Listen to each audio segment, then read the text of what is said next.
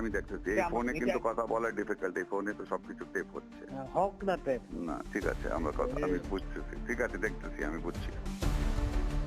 চট্টগ্রাম ৭ আসনের সাবেক সংসদ সদস্য ও সাবেক পররাষ্ট্রমন্ত্রী হাসান মাহমুদ এবং ঢাকা ১ আসনের আওয়ামী লীগের সাংসদ ও শেখ হাসিনার সাবেক বিনিয়োগ উপদেষ্টা সালমান এফ রহমানের মধ্যে ঘটে যাওয়া এক চাঞ্চল্যকর কথোপকথনের অডিও ক্লিপ সিটিজি পোস্টের হাতে এসেছে। জি, আসসালামু আলাইকুম।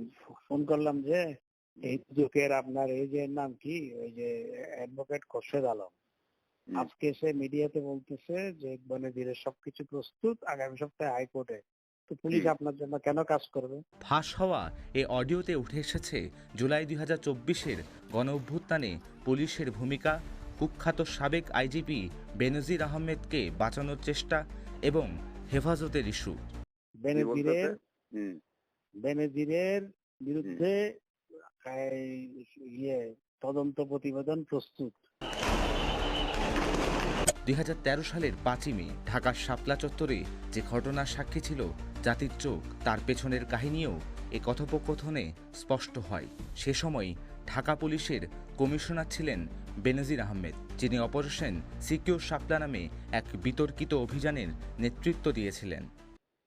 তো আপনি সাবেক পুলিশ প্রধান যে আপনার জন্য জান দিয়েছে, আপনাকে হেফাজতের আন্দোলন থেকে রক্ষা করেছে, হ্যাঁ, তো তার বিরুদ্ধে আপনি এইভাবে আমরা হেনস্থা করব, তো আপনার জন্য পুলিশ কাজ করবে? সিটিজি পোস্টের হাতে আসা এ অডিওর এক পর্যায়ে শোনা যায় শাহবাগের শাপলা চত্বরে হেফাজতে ইসলামের ঘটনাকে ঘিরে বেনজির আহমেদের ভূয়সী প্রশংসা করেছেন হাসান মাহমুদ। মূলত গত বছরের জুলাই মাসের শেষের দিকে বেনজিরের বিরুদ্ধে আইনানুযায়ী ব্যবস্থা নিতে বলেছিলেন হাইকোর্ট। সেটির প্রেক্ষিতে দুদকের আইনজীবী খুরশিদ আলম খান গণমাধ্যমে কথা বলেছিলেন। সেটির প্রেক্ষিতেই খুরশিদ আলমকে সাইজ করতে সালমান এফ রহমানকে অনুরোধ করেন হাসান মাহমুদ।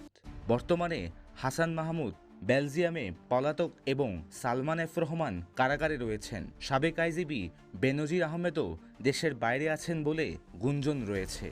বেশি কথা বললে অনেক কিছু রেকর্ড আছে, সেগুলো ফাঁস করে দিব। News desk, CTG post.